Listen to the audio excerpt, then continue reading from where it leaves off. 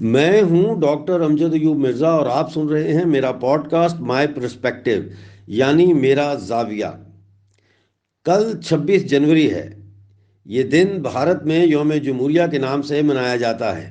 اس دن 1950 میں بھارت کا آئین منظور ہو کر پورے بھارت میں نافذ کیا گیا اور اس نے گورنمنٹ آف انڈیا ایکٹ 1935 کی جگہ لے لی۔ اس طرح بھارت کو برٹش راج سے علیحدہ ایک آزاد ریاست کے طور پر قائم کیا گیا۔ دراصل بھارتی آئین 26 نومبر 1949 کو اسمبلی سے منظور ہوا تھا، لیکن اس کا اطلاق 26 جنوری 1950 کو کیا گیا۔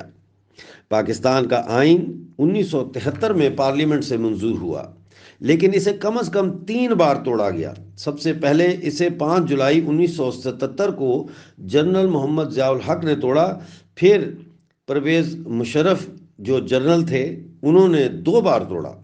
اس طرح پاکستانی آئین کے مقابلے میں بھارتی آئین زیادہ پائیدار نظر آتا ہے۔ کیوں؟ اول، بھارت کی آزادی برٹش نوآبادیاتی قبضہ کے خلاف ایک طویل جدوجہد کا نتیجہ تھی۔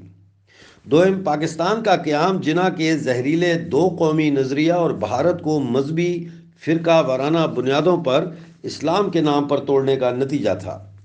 یہی وجہ ہے کہ بھارتی آئین بھارت کو ایک جدید جمہوریہ بنانے کے جذبے کے تحت تحریر ہوا، لیکن پاکستان کا آئین محمد علی جناح کے زہریلے 2 قومی نظریہ اور مذہب اسلام کی بالادستی کے لیے تحریر ہوا۔ اس میں عوام کا کوئی لینا دینا نہیں ہے۔ یہاں یہ بھی نوٹ کرنا ضروری ہے کہ 1973 کا آئین پاکستان ٹوٹنے کے بعد تحریر ہوا اور یہ آئین عوامی بغاوت اور ریاست کے درمیان مفاہمت کرانے کے لیے تحریر ہوا۔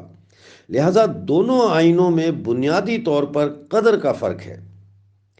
بھارتی آئین عوام کی سپریمیسی کو یقینی بنانے کے لیے، جبکہ پاکستان کا آئین مذہب اسلام کی سپریمیسی کو برقرار رکھنے کے لیے تحریر ہوا۔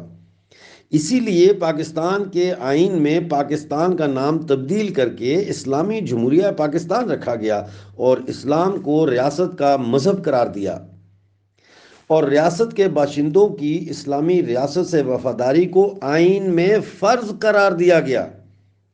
جبکہ بھارتی آئین اپنے شروع میں ہی بیان کرتا ہے کہ بھارت کو ایک سوشلسٹ اور غیر مذہبی عوامی جمہوریہ بنایا جائے گا، جس میں سماجی، معاشی اور سیاسی انصاف، اظہار عقیدہ، دین اور عبادت کی آزادی ہوگی، اور سب کو مساوات کی بنیاد پر یکساں مواقع میسر ہوں گے۔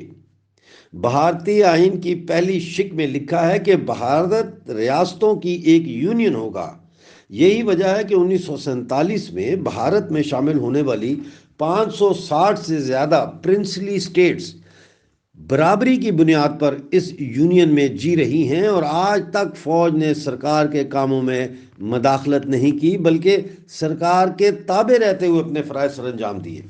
دوسری جانب پاکستان میں مذہبی جبر کے تحت مختلف صوبوں کو پنجابی فوج کے زیر نگوں رکھا گیا ہے۔ اسلام کے نام پر سندھی، بلوچ، پشتون اور پاکستانی قبضے والے جموں کشمیر اور مقبوضہ گلگت بلتستان کے رہنے والے لوگوں کی شناخت کو عربی ثقافت کے رنگ میں ڈھالنے کی مسلسل کوشش کر کے قوموں کو امت قرار دیا گیا، اور یوں پاکستان میں بسنے والی ہر قوم کا قومی تشخص پامال کیا گیا۔ سماجی انصاف صرف امیروں کے لیے اور معاشی انصاف صرف جرنیلوں کے لیے مختص کیا گیا۔ پاکستان میں نہ تو ایسے اظہار خیال کی آزادی ہے جو نظریہ پاکستان سے متصادم ہو، اور نہ ہی کسی دوسرے مذہب سے تعلق رکھنے والوں کے مندر، گردوارے یا گرجے محفوظ ہیں۔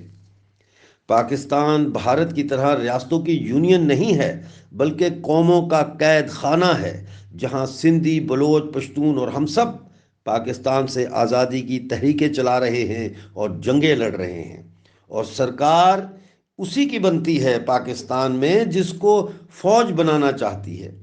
یہی وجہ ہے کہ پاکستانی مقبوضہ گلگت بلتستان اور پاکستانی مقبوضہ جموں کشمیر کے آزاد ہونے کے پہلے دن ہم سب سے پہلے پاکستان کے آئین اور ایکٹ 74 کو ختم کر کے بھارتی آئین نافذ کرنے میں ایک لمحے کی بھی تاخیر نہ کریں گے۔